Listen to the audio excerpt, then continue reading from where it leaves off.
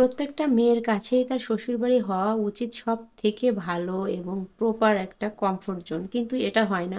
হয় একটা জেলখানা, মানে শ্বশুরবাড়িকে ম্যাক্সিমাম মেয়েরাই মনে করে যে তাদের কাছে এটা জেলখানার মতো। কিন্তু কেন?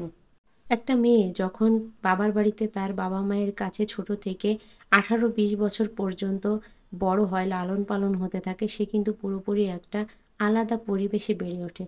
আর এই পরিবেশটা থেকে সে যখন হঠাৎই তার বিয়ে হয়ে যায় এবং সে শ্বশুর বাড়িতে পাটা রাখে, তখনই কিন্তু পুরোপুরি একটা অন্য জগৎ, মানে অন্য একটা পরিবেশে সে চলে আসে। আর সেই পরিবেশটার সাথে আপাদমস্তক মানিয়ে নিতে তার কিন্তু অনেক দিন ধরে নাকানি চুবানি খেতে হয়। তারপরেও কেউ পারে আর কেউ পারে না।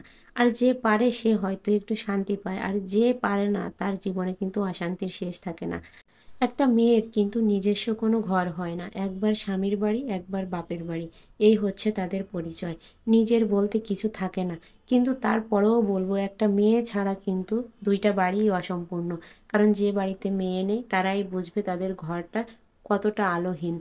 আর শ্বশুরবাড়িতে আসার পরে একজন মেয়েকে বারবার মনে করিয়ে দেওয়া হয় যে এটা তোমার শ্বশুরবাড়ি, এটা এখানে তুমি নিজের ইচ্ছে মতো চলতে পারবে না, এখানে কিছু নিয়ম কানুন আছে, তোমাকে সেভাবেই চলতে হবে। এই কথাটা কিন্তু বারবার তার মাথায় ঢুকিয়ে দেওয়া হয়। এই জন্য সে নিজেকে একজন পরাধীন মানুষ বলে মনে করে, আর নিজের মনের ভিতরের শান্তিটা সে দিন দিন হারিয়ে ফেলে। একটা মেয়ে তো সবচেয়ে বড় দুঃখী হয় সেই সময় যখন তার স্বামী তাকে না বোঝে। কারণ পুরো শ্বশুরবাড়ির সবাই খারাপ হলেও বা তাকে না বুঝলেও একটা মেয়ের কোনো কিছু আসে যায় না, তার স্বামীটা, তার প্রিয় মানুষটা যদি তাকে বুঝতে পারে।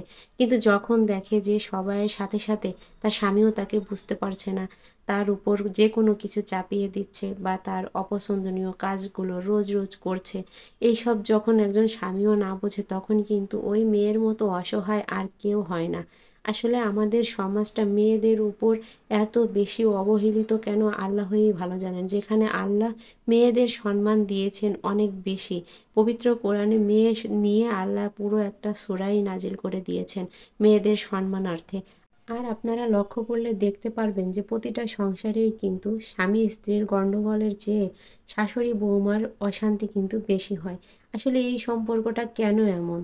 কেন এরকম বিরোধী দলের মতো সম্পর্ক হবে শাশুড়ি বৌমার সাথে? কেন বন্ধুর মতো সম্পর্ক হতে পারে না? কেন বন্ধুত্বপূর্ণ আচরণ হতে পারে না একে অপরের সাথে?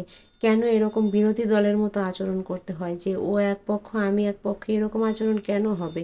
শাশুড়ি বৌমার সম্পর্ককে আমি মা মেয়ের মতো হতে বলছি না, যে শাশুড়িকে মা ভাবতে হবে বৌমাকে মেয়ে ভাবতে হবে, এরকম হওয়ার কোনো দরকার নেই। কিন্তু বন্ধু তো ভাবা যেতে পারে, নিজের সুখ দুঃখের সাথী বা গল্প করার সাথী তো ভাবা যেতে পারে।